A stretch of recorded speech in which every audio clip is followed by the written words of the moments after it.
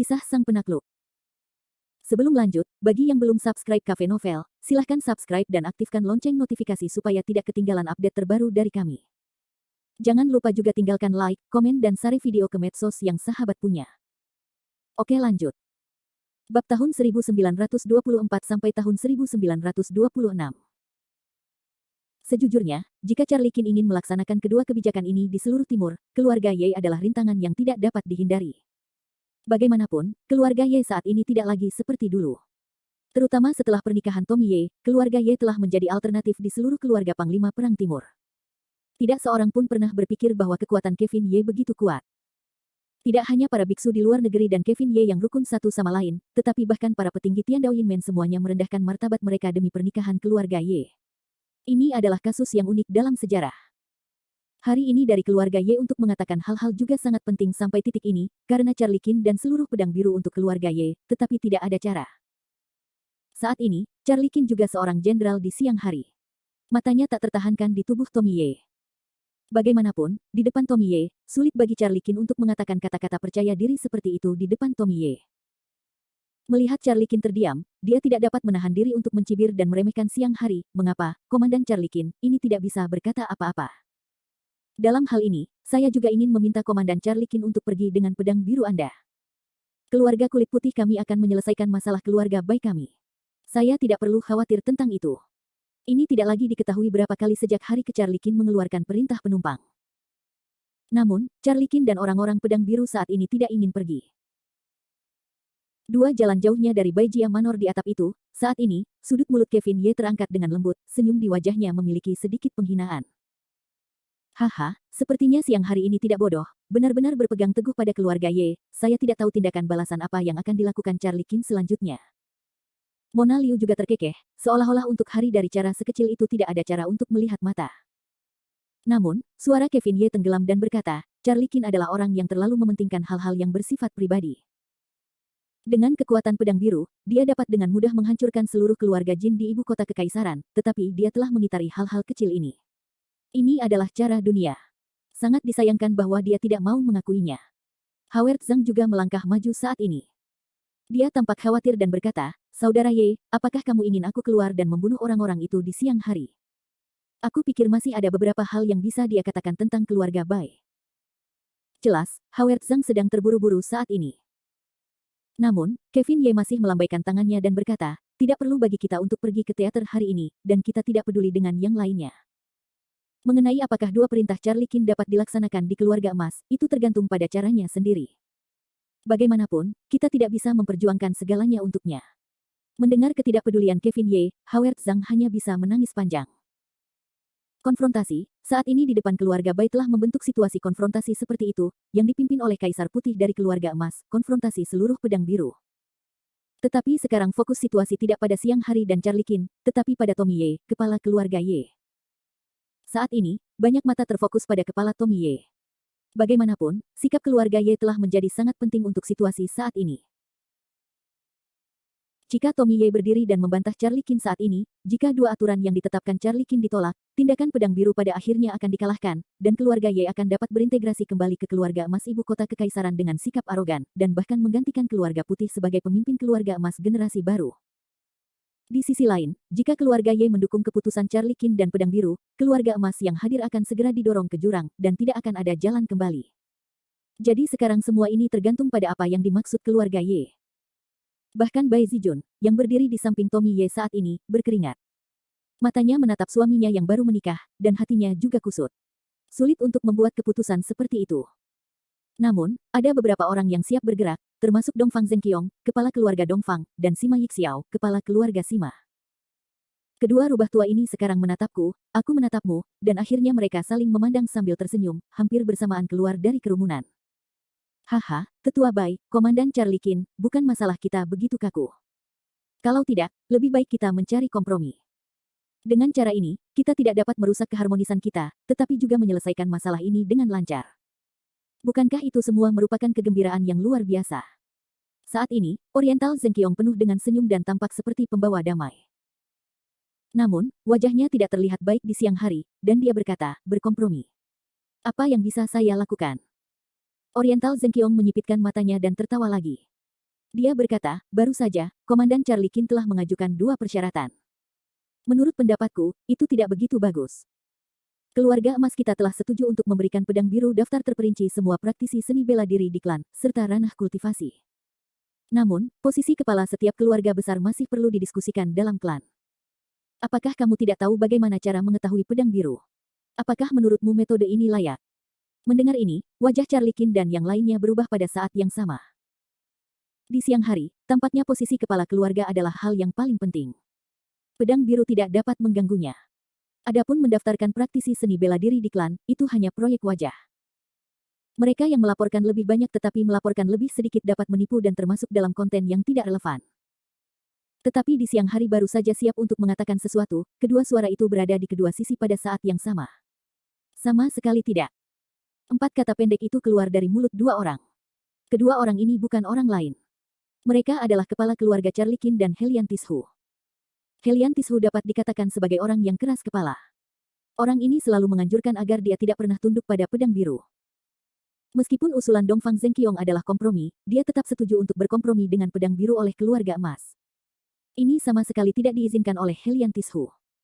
Dan Charlie Kin sendiri adalah untuk tuan keluarga putih, dia tentu saja tidak dapat menyetujui permintaan seperti itu. Tiba-tiba, situasi sekali lagi jatuh ke jalan buntu, yang mana Dongfang Zhenqiong juga merupakan ekspresi yang tidak berdaya. Bagaimanapun, Dongfang Zhenqiong dan Sima Yixiao masih milik keluarga emas saat ini, dan mereka tidak dapat secara terbuka mengungkapkan niat mereka untuk menyerah. Dan dalam situasi ini lagi-lagi jalan buntu, seorang tokoh tiba-tiba menonjol dari kerumunan.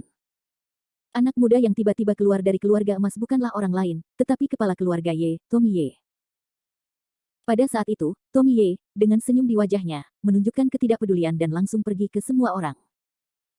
Melihat Tommy Ye berdiri, semua orang di tempat kejadian dipenuhi dengan kecemasan. Bagaimanapun, Tommy Ye memilih untuk berdiri saat ini, yang menunjukkan bahwa dia telah membuat keputusan dalam hatinya. Itu adalah keputusan penting yang dapat membentuk situasi. Bab 1925. Setiap langkah Tommy Ye saat ini memengaruhi hati nurani semua orang yang hadir, termasuk dari siang hari dan Charlie Kin. Bagaimanapun, keputusan Tommy Ye selanjutnya dapat mengubah seluruh keluarga emas dan situasi pedang biru. Pada saat ini, selama keluarga Ye berada di satu sisi, pihak itu memiliki peluang mutlak untuk menang. Selama ini, kita semua menatap Tommy Ye dengan penuh semangat. Bahkan mata pohon besi Helian telah jatuh pada Tommy Ye. Namun, Tommy Ye masih memiliki senyum tipis di wajahnya, yang membuat orang tidak dapat menebak apa yang dipikirkan tuan muda keluarga Ye. Setelah setengah dering, Tommy Ye berkata, "Tuan-tuan, karena situasinya telah mencapai tahap ini, sebaiknya Anda mendengarkan saya." Baru saja, Penatua Bai menyebut-nyebut keluarga Yeku, jadi aku, sebagai kepala keluarga Ye, hanya bisa keluar dan menunjukkan sikapku. Pertama-tama, aku perlu menjelaskan bahwa keluarga Ye tidak pernah melakukan apapun yang melanggar hukum dan disiplin. Aku tidak pernah berpartisipasi dalam kegiatan pengkhianatan di sekitar gedung ibu kota kekaisaran. Mengenai apakah ada anggota keluarga Yeku yang bertindak tiba-tiba, aku tentu akan menyelidiki dan bekerja sama dengan tindakan penegakan hukum pedang biru. Kedua, keluarga Ye mendukung pengangkatan kepala keluarga oleh pedang biru. Bagaimanapun, Timur sudah lama tidak mengikuti aturan. Seperti kata pepatah, tanpa aturan, tidak akan ada jalan yang benar. Aku percaya bahwa di bawah kepemimpinan pedang biru, keluarga emas di masa depan akan meninggalkan jalan memutar itu dan kembali ke jalur yang benar. Baiklah, itu saja yang ingin kukatakan. Jika Tetua Bai memiliki keraguan, atau jika Anda merasa bahwa penanganan Lan Jian tidak adil, Anda dapat mengeluarkan bukti dan fakta kejahatan keluarga Ye. Aku, Tommy Ye, tidak akan pernah menutupi atau memihak di sini. Jika ada anggota keluarga Ye yang melanggar hukum, aku secara alami akan mengantar mereka ke pedang biru untuk mengakui kesalahan mereka. Begitu Tommy Ye mengatakan ini, kubu pedang biru segera menghela napas lega, terutama Charlie Kin. Pada saat ini, Charlie Kin sekali lagi mengangkat kepalanya yang sombong. Matanya menantang menatap hari itu, seolah berkata, dari hari ke hari, apa yang bisa kamu katakan kepada keluarga Bai? Namun, sambil mempertahankan keputusan pedang biru, Tommy Ye juga menyinggung semua keluarga emas. Saat ini, wajah para pemilik keluarga emas yang menatap Tommy Ye berubah. Mereka menjadi bermusuhan dan bahkan tega membunuh Tommy Ye. Sepanjang hari, pipiku terus berkedut. Lagi pula, di siang hari, meskipun keluarga Ye tidak harmonis dengan keluarga Bai, keluarga Ye juga merupakan anggota keluarga emas. Bahkan jika Tommy Ye memiliki hubungan pribadi yang baik dengan Charlie Kin, sama sekali tidak mungkin bagi Tommy Ye untuk menyerahkan hak penunjukan seorang guru kepada pedang biru. Sayang sekali bahwa itu sedikit dianggap remeh di siang hari. Anda harus tahu bahwa tidak hanya ada satu Tommy Ye di keluarga Ye, tetapi juga Kevin Ye. Selama Kevin Ye ada dalam satu hari, posisi pemimpin keluarga Ye tidak akan pernah bisa diganggu oleh pedang biru. Bahkan jika itu terjadi, itu hanya simbolis. Pada akhirnya, hal semacam ini akan diputuskan oleh Kevin Ye. Lizzie, jika kamu berani mengatakan bahwa kamu menyimpang dari seluruh keluarga emas, kamu pengkhianat, aku akan membersihkan pintu untuk keluarga emas hari ini. Pada saat ini, yang paling emosional bukanlah yang lain, itu adalah pohon besi Helian dari keluarga Helian. Di hadapan pedang biru dan di hadapan begitu banyak orang dalam keluarga emas, Helian Tishu begitu marah hingga ia menerjang Tommy Ye. Sepasang telapak tangan daging langsung menghantam Tommy Ye. Tidak seorang pun mengira bahwa Helian Tishu akan berani bertarung dengan Tommy Ye di depan umum. Akan tetapi, pohon besi Helian ini adalah penguasa keluarga emas, dan kultivasinya juga merupakan alam bawaan. Hati-hati saat fajar. Pada saat itu, Bai Zijun juga ketakutan hingga berkeringat dingin, dan dengan cepat berseru. Akan tetapi sekarang Tommy Ye tidak menaruh pohon besi Helian di matanya. Ia hanya mencibir dan berkata, aku ingin melihat apakah kau memiliki beberapa kemampuan. Jika Tommy Ye belum tentu merupakan lawan Helian Tishu sebelum menikah, tetapi kultivasi Tommy Ye telah melangkah ke tahap bawaan akhir dan tidak takut pada Helian Tishu. Saat berbicara, kedua telapak tangan Tommy Ye langsung menghadap pohon besi Helian. Dengan suara keras, keduanya saling menamparkan. Setelah membuka prasasti batu itu, Tommy Ye berdiri tegak di tempatnya, tanpa ada debu di sekujur tubuhnya. Dia bahkan mundur 3 atau 4 langkah untuk memastikan siapa yang lebih tinggi dan siapa yang lebih rendah dari yang lain. Kultivasi bawaan akhir. Langkah Tommy Ye secara langsung memperlihatkan alam kultivasinya. Bahkan Lin Tiancheng merasa tidak nyaman. Bagaimanapun, meskipun pemilik keluarga emas semuanya bawaan, hanya sedikit yang mencapai tahap bawaan akhir. Menurut pendapat mereka, Tommy Ye hanyalah generasi kecil, tetapi dia telah mencapai tingkat ini. Bagaimana kita bisa membuat mereka merasa nyaman? Bahkan di siang hari, mata saat ini benar-benar berubah, menjadi sedikit membunuh. Namun, meskipun Tommy Ye berhasil memukul mundur pohon besi Helian, dia tidak memiliki tekad untuk mengusir keluarga emas. Pada saat itu, Lin Tiancheng, yang telah lama terdiam, tiba-tiba berdiri dan berkata dengan nada meremehkan, aku tidak ingin menjadi sombong. Aku akan menemuimu. Lin Tiancheng berkata juga sebuah tubuh, kemeja panjang birunya saat ini dan seluruh dunia tampaknya bercampur menjadi satu warna. Keluarga Lin selalu terkenal dengan teknik telapak tangannya, dan sepasang telapak tangan daging ini tidak sebanding dengan pohon besi Helian. Pada saat yang sama, Tommy Ye merasakan sedikit tekanan yang kuat. Menghadapi Lin Tiancheng, Tommy Ye tidak berani menjadi besar. Dia mengambil langkah mundur terlebih dahulu, dan kemudian memukul tangannya dengan sekuat tenaga untuk bersiap menghadapi Lin Tiancheng. Ledakan. Pada saat itu, ada suara keras di gerbang seluruh rumah putih, dan aliran udara di depan rumah putih mulai bergerak dan bergoyang. Lin Tiancheng abadi, dan Helian Tishu tidak dikalahkan oleh Tommy Ye. Saat ini, mereka sedang berebut telapak tangan. Sementara Tommy Ye merasakan banyak tekanan, Lin Tiancheng tidak jauh lebih baik. Prestasi mereka hampir setengah lusin. Namun di sisi lain hari itu, ketika saya melihat pemandangan ini, pikiran saya tiba-tiba tergerak, keluarga Ye hari ini telah menjadi iklim, dan Tommy Ye adalah kultivasi akhir bawaan. Jika dia dibiarkan tumbuh seperti ini, di masa depan, bahkan jika tidak ada pedang biru, keluarga Ye akan menjadi musuh keluarga baik kita. Memikirkan hal ini, seluruh orang itu tiba-tiba bergerak maju di siang hari, berubah menjadi cahaya putih, dan langsung menuju Tommy Ye. Jelas, Tommy Ye tidak ingin terus hidup di dunia ini di siang hari. Hatinya yang membunuh telah bangkit, dan sama sekali tidak mungkin untuk tetap memegang Tommy Ye. Dan pada saat kubu pedang biru, Charlie Qin juga berteriak buruk. Namun, sementara Charlie Qin dan yang lainnya tidak punya waktu untuk menanggapi, salah satu pedang biru telah bergerak keluar, yang sangat cepat dan bahkan melampaui imajinasi semua orang.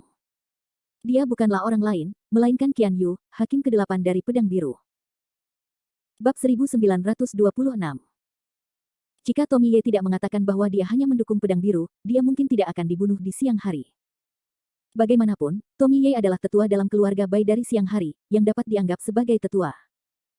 Sungguh memalukan untuk menyerang seorang anak laki-laki yang lebih muda dengan postur tuannya yang lebih tua, dan dia baru saja menikah dengan putri Bai. Namun, Tommy Ye bukan lagi anggota keluarga emas di siang hari, dan keluarga Ye tidak dapat lagi menjadi bagian dari keluarga emas. Di siang hari, baik Tommy Ye maupun keluarga Ye sekarang menjadi antek pedang biru. Melihat pemandangan ini, yang paling khawatir, yang paling sedih adalah Bai Zijun. Bagaimanapun, Bai Zijun adalah keluarga Bai, tetapi sekarang tetua keluarganya ingin membunuh suami barunya, yang tidak diragukan lagi cukup mengerikan bagi Bai Zijun.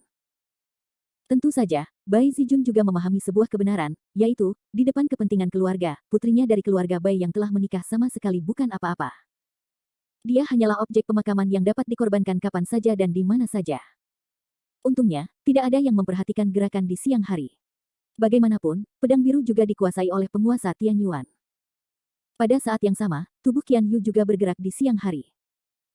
Pada saat ini, semua orang di kamp pedang biru dapat melihat bahwa Qian Yu berdiri dalam bayangan sisa, dan sosok asli Qian Yu telah muncul di belakang Tommy Ye. Dalam menghadapi serangan diam-diam hari itu, Qian Yu harus melepaskan pertarungan, tinju yang mengerikan itu langsung menuju hari dari masa lalu, dan mulut bergumam, tidak tahu malu. Persaingan antara para penguasa Tianyuan tidak dapat dibandingkan dengan alam bawaan. Telapak tangan dari hari itu dan tinju Qian Yu saling terkait saat ini. Tampaknya mereka hanya membuat satu gerakan, tetapi sebenarnya, ada ratusan gerakan di bawah telapak tangan Qian Yu. Boom, boom. Setelah ledakan seperti suara guntur, ada dua gelombang di depan rumah Bai Jia. Salah satu dari dua gelombang ini memaksa keluarga emas untuk mundur satu demi satu, sementara yang lain membuat orang-orang pedang biru tidak siap. Untungnya, masih ada orang-orang kuat seperti Langya di tempat itu, dan kekuatan pedang biru secara keseluruhan telah mencapai tingkat di Yuan, jadi gelombang ini tidak berdampak apapun pada orang-orang pedang biru. Sebaliknya, keluarga emas telah digoreng dan direbus, dan banyak orang lemah langsung terbalik ke udara, dan kemudian jatuh dengan keras. Bahkan Sima Yixiao, seorang pemimpin keluarga emas, tidak terkecuali. Bagaimanapun, dia lahir di depan Tianyuan, yang seperti semut mol. Meskipun Qian Yu dan serangannya di siang hari tampak biasa saja, itu fatal di mata keluarga emas itu. Namun, gempa susulan dari goncangan bersama sudah memiliki kekuatan yang begitu dahsyat. Adalah baik untuk meminta kedua orang ini membuat masalah terhadap orang-orang yang hadir. Bahkan jika semut-semut dari keluarga emas ini bersatu, saya khawatir mereka tidak dapat mengambil langkah dari alam Tianyuan.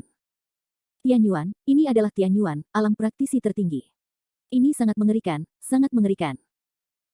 Ketakutan, kepanikan, kebingungan, untuk sesaat, semua emosi negatif tampaknya mengalir ke dalam hati para anggota keluarga emas ini.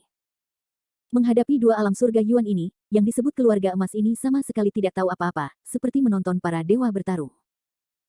Tetapi pada siang hari, meskipun Qian Yu dan Anda sama-sama berada di alam Tianyuan, masih ada perbedaan kekuatan yang besar di antara kedua orang itu. Meskipun dia dapat bertahan untuk sementara waktu, tindak lanjutnya jauh lebih sedikit daripada Qian Yu saat ini. Sialan, alam Tianyuan lainnya. Bagaimana pedang biru itu tiba-tiba muncul dengan begitu banyak alam Tianyuan? Pada saat ini, dapat dikatakan bahwa hari itu sangat tertekan. Bagaimanapun, satu gigi serigala saja sudah cukup bagi keluarga Bai untuk minum sepanci anggur. Sekarang ada Qian Yu Lai yang lain. Jika kedua orang ini bergandengan tangan, mereka akan merasa takut sejak siang hari. Pada saat dia terganggu pada siang hari, Qian Yu berusaha lagi, dan tinjunya dihancurkan pada siang hari seperti ini. Tidak ada trik mewah, hanya tinju sederhana. Dalam menghadapi serangan Qian Yu, dia tidak berani menghentikannya di siang hari. Pada saat ini, dia hanya bisa mundur. Tetapi bahkan jika mundur, Anda masih bisa merasakan mematikan di bawah gaya bertarung Qian Yu yang kuat dari hari ke hari. Sebuah mutiara tergantung terbalik, seluruh tubuh segera melepaskan diri dari lingkaran pertempuran di siang hari, dan Qian Yu tidak selangkah demi selangkah. Tidak, dia hanya menatap hari yang terengah-engah dengan mata dingin. Dari hari ke hari, sebagai tetua dalam keluarga Bai, kamu adalah seorang senior. Apakah kamu ingin memiliki wajah ketika alam Tianyuan sepertimu benar-benar mulai menyerang generasi kecil dari alam bawaan? Untuk serangan diam-diam di siang hari, Qian Yu juga marah. Saat ini, Qian Yu berdiri di belakang Tommy Ye, satu sisi adalah mata dingin yang mempertanyakan hari itu, sisi lain adalah tangan di bahu Tommy Ye. Tetapi ketika tangan Qian Yu baru saja jatuh di bahu Tommy Ye, Lin Tian di sisi yang berlawanan tidak merasa baik pada saat itu. Meskipun tekanan luar biasa dipisahkan dari tubuh Tommy Ye, itu masih menutupi seluruh tubuhnya. Sudah terlambat bagi Lin Tiancheng untuk mundur. Begitu mereka mengulurkan tangan, mereka melihat Lin Tiancheng diguncang oleh Tommy Ye, dan seteguk darah menyembur keluar, dan tubuhnya jatuh dengan keras ke tanah. Kau, dan Tianku, Lizzie, kau berani menghapus kultivasiku, kau. Saat ini, mata Lin Tiancheng marah, dan tangan kanannya tanpa sadar menutupi dantiannya sendiri. Bagi Lin Tiancheng hari ini, rasa sakit karena cedera tidak relevan. Yang benar-benar membuatnya merasa sakit adalah bahwa ladang ramuannya telah rusak dan kultivasi tubuhnya ini juga telah menghilang. Kebencian, keputusasaan, gemetar, menggertakkan giginya, Lin Tian membuat pandangan yang begitu kejam pada Qian Yu, tetapi keadaannya saat ini tidak berlangsung lama, dan seluruh orang pingsan seperti ini. Melihat Lin Tiancheng tergeletak di tanah seperti anjing, seluruh keluarga emas mulai gemetar. Bahkan wajah pohon besi menunjukkan ekspresi yang mengerikan. Bagaimanapun, itu adalah cara yang sangat lalim untuk mengolah orang cacat. Tidak ada seorang pun di sini yang berani melangkah maju saat ini, karena mereka tidak ingin menjadi Lin Tiancheng berikutnya. Melihat pemandangan ini di bawah mata, mata dari hari itu tanpa ampun dicubit. Tetapi di atap 2 jalan jauhnya, Kevin Ye sekarang menunjukkan senyum lega, haha, bunuh ayam itu sebagai contoh, kian kamu juga seorang tuan yang kejam dan tanpa ampun. Namun, bagi keluarga emas yang keras kepala ini, seharusnya sudah lama sekali. Hanya membuang-buang waktu untuk memberitahu mereka lebih banyak. Sayangnya, Charlie Qin tidak dapat melihat melalui ini sepanjang waktu.